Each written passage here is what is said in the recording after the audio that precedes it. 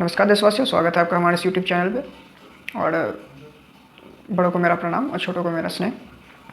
शुरू करते हैं आज का वीडियो। आज की वीडियो में हम लोग बात करेंगे मेवात को लेकर और वहाँ पे जो दंगे हुए।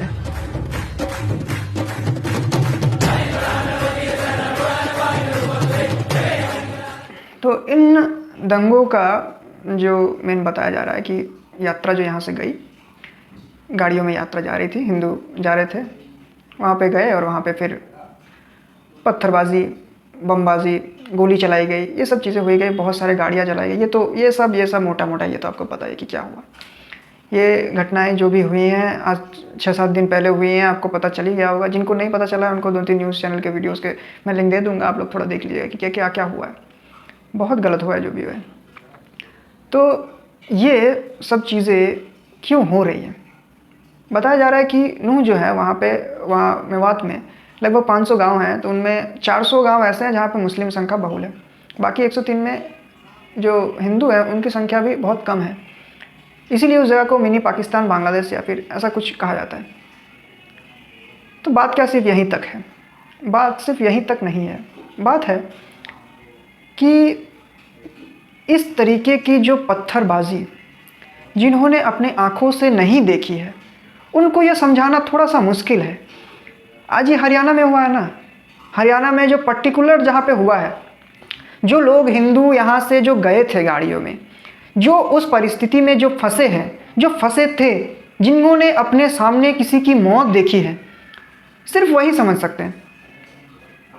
ऐसा सिचुएशन में जो नहीं पड़ा उसको लगेगा काफ़ी बहुत खूब भाईचारा है, सब बहुत बढ़िया है, भारत पूरी तरह से सेक्युलर है, बहुत खुशहाल सब कुछ है। ये तब तक ही लगेगा आपको जब तक आप उस सिचुएशन में ना हो। अभी जब तक आप उस सिचुएशन में नहीं होगे ना, तब तक आपको जितना भी समझाया जाए आपको लगेगा नहीं यार ये ऐसा थोड़ी होता है, ऐसा ही होता है, ऐसा थोड़ी नहीं होता है, ऐसा ही होता है। ये आपको समझना ज़रूरी है, ऐसा ही होता है। जो वहाँ पे आप समझिए, अब आप रियलाइज़ कीजिए, आप गाड़ी में हैं, आप अपने पूरे फैमिली के साथ हैं, आपके घर के छोटे बच्चे, बुज़ुर्ग, माँ बाप, आपकी बीवी, ये सब जा रहे हैं कहीं पे। ये लोग जा रहे हैं आपके साथ, आप किस लिए जा रहे हैं? आप जलाभिषेक करने जा रहे हैं, आप किसी शोभा यात्रा में निकले हो, आप कहीं पे तीर्थ करने जा रहे हो, आप जा रहे हो, आपके तरह हज़ारों हिंदू, लाखों हिंदू जा रहे हैं, आप भी जा रहे हो। पता नहीं आपको अचानक से आपके ऊपर आपके गाड़ी अचानक से रोक दी जाएगी, इधर उधर से पत्थर आएंगे, गोलियां बरसेंगे आपके ऊपर। उस पैनिक सिचुएशन को ज़रा आंख बंद करके आप फील करके देख लीजिए, आपको समझ में आ जाएगा कि वहाँ पे मेवात में जो हुआ वो कितना भयानक था। जो गए हैं वो ये निहत्ते गए यार, वो बमबारी करने, गोली बरसाने वो तो नहीं गए ना, वो लोग जलाभिषेक करने गए। और अगर ये वही करने जाना होता, उनको भी अगर पत्थरबाजी करनी होती, गोली चलाना होता, बमबारी करनी होती, तो अपना 5 साल का, 1.5 साल का, 2 साल का बच्चा, बीवी, ये सबको नहीं ले जाते ना, ये सबको नहीं ले जाने जाते। सामने से जो फ्रंट से जो पत्थरें चली वो सब बच्चे थे, सब 16-17 साल के बच्चे थे।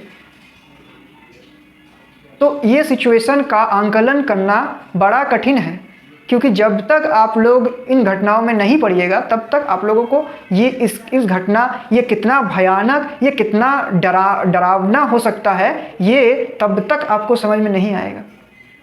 बॉडी फ्रीज हो जाती है सर, बॉडी फ्रीज हो जाती है, समझ में नहीं आता क्या करें। फैमिली है, बच्चे हैं, चारों तरफ से गोलियां बरस रही है, पत्थर आ रहे हैं, बॉडी फ्रीज, कुछ समझ में नहीं आ रहा, दिमाग काम नहीं करता, कहाँ जाए, किधर को जाए, जो जिसको जहाँ मिलता है, जिधर मन उधर भागते हैं, वो कोई दिशा नहीं मिलती कहाँ जाना है, चारों तरफ से एक ही सिनेरियो मिलता है। वो तो ऐसे ही देखिए, अब किसी के घर से अगर कंटिन्यूअसली पथराव हो रहा है, अगर दूर दूर पहाड़ियों से कंटिन्यूअसली अगर गोली बरसाई जा रही है, तो देखिए ये सब चीज़ें कैसे हम मान ले कि ये सब चीज़ें प्री प्लान नहीं है? ये सब प्री प्लान ही है, ये प्लानिंग के तहत ही होता है। अभी आप ये सब चीज़ों में बोलने जाओगे, आपका वीडियो बैन हो जाएगा, आपको रेस्ट्रिक्शन में डाल दिया जाएगा। क्यों? क्योंकि आप भड़काऊ बातें करो। ये कहाँ से भड़काऊ? मैं सच बताना भड़काऊ भाषण हो गया? सच तो बताया जा रहा है ना।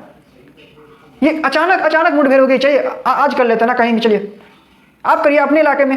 आपसे मेरा सवाल है, भारत की जनता से, जो सेकुलर हिंदू हैं, आपसे डायरेक्ट मेरा सवाल है, आपकी कभी किसी से भड़क नहीं हुई? कभी किसी से झमेला नहीं हुआ? कौन कहाँ से इतना अब जा रहे, पत्थरबाजी होना चालू हो गई? किसके घर में इतना ज़्यादा पत्थर का स्टॉक रहता है? अब ये बताइए तो कि हाँ भाई भड़स होगी तो वहाँ ऊपर जाएंगे, छत से पत्थर मारेंगे।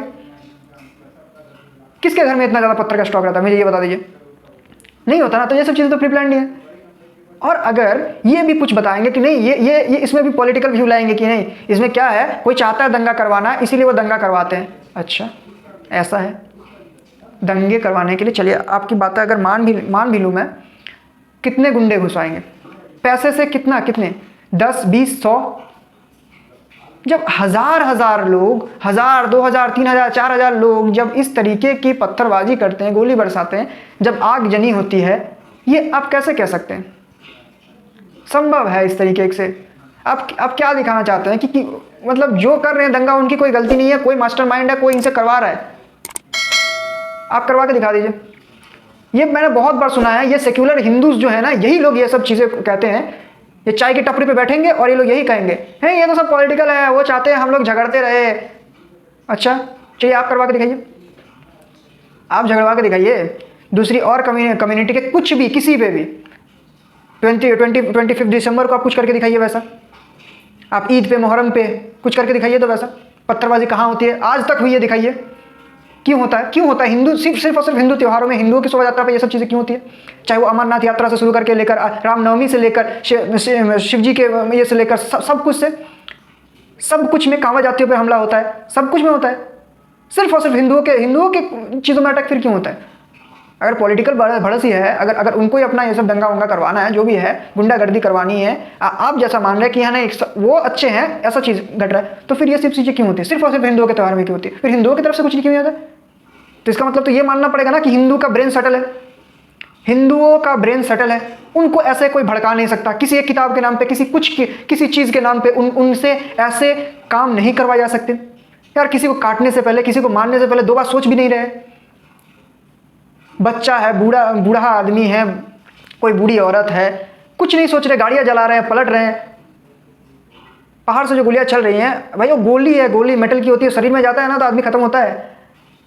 फूल नहीं बरस रहे हैं यार, ट्रायल हवा में फायरिंग नहीं हो रही है, उन पे फायरिंग हो रही थी ना। डराने की बात है यहाँ पर, सीधा ठोकने की बात है, सीधी बात है। तो ये सब चीज़ों में आप कैसे मान ले, कैसे पीसफुल भी या कुछ भी आप मान ले, तो इसका मतलब तो ये सीधी बात है कि हिंदुओं का ब्रेन सेटल है, हिंदुओं से इस तरीके के दंगाएं नहीं करवाए जा सकते। तो ये दंगाएं किससे करवाए जा सकते हैं, आप देख ही पा रहे हैं।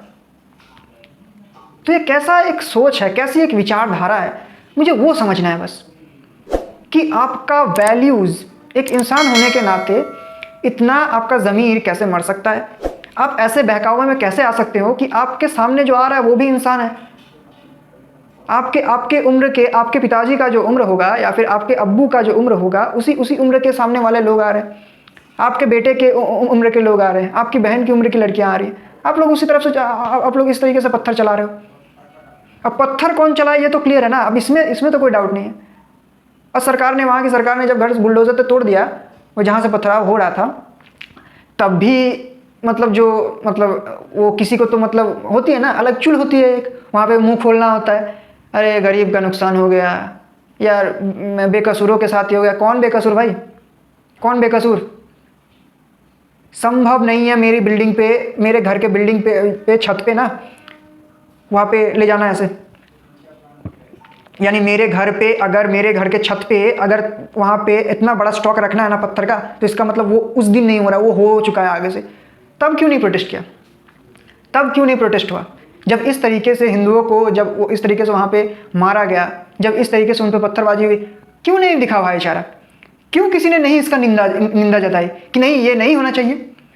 क्यों तब किसी ने नहीं कहा? क्यों मान लिया चीज़ों को?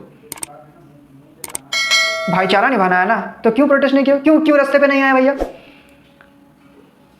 आप मानते हैं, हिंदुओं को भाई मानते हैं, तब जब ये घटनाएं घट रही हैं तो आप लोगों ने रास्ते पे, बजरंग दल उतरी रास्ते पे, वीएचपी के लोग उतरे रास्ते पे।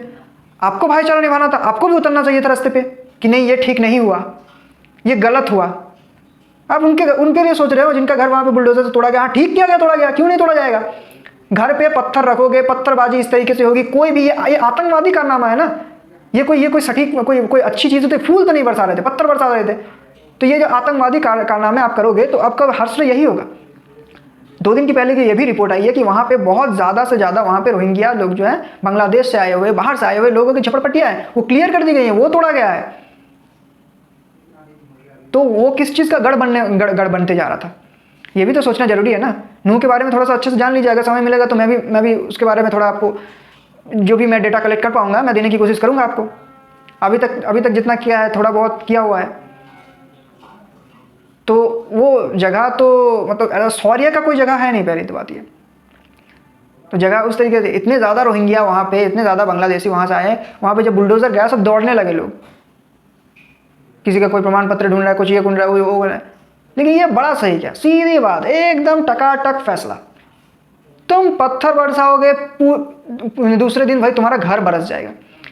आज हरियाणा में ये हुआ, पश्चिम बंगाल में भी 30 मार्च रामनवमी थी इस साल 2023 को, पश्चिम बंगाल में भी यही घटना घटी, कोई एक्शन नहीं। वो बिल्डिंग जैसे है, वो जैसे थी वैसी ही है। अगर ये घटना अगर यहाँ भी घटती ना तो लगता कि हाँ चलो ये सरकार कुछ तो सोचती है। अवैध बिल्डिंग है, इस तरीके का आप बिल्डिंग में ये सब कारनामे करोगे तो तोड़ना पड़ेगा, सीधी बात है। जहाँ भी होगी, जिस भी बिल्डिंग से इस तरीके का कारनामा होगा, इस तरीके का काम होंगे तो वो बस तोड़नी चाहिए। तो चलिए बस इतना ही, और क्या बोलूँ।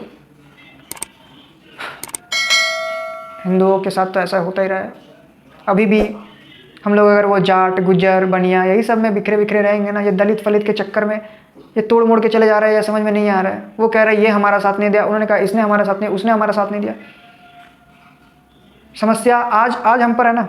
दलित सोच रहा सवर्ण पे समस्या है, ठीक है, सवर्ण पे समस्या है, सवर्ण खत्म हो जाएंगे। जब सवर्ण भी जब कन्वर्ट हो जाएंगे या फिर उनको खत्म कर दिया जाएगा, वो प्रॉब्लम आप पे भी आएगी। लिख के ले लो, 50 साल बाद, 60 साल बाद, 100 साल बाद वो प्रॉब्लम आप पर भी आएगी ही आएगी, ये समझ लो। चलिए वीडियो थोड़ा लंबा हो गया, मिलते हैं आपसे अगले वीडियो में। तब तक के लिए जय हिंद, वंदे मातरम, जय राम जी।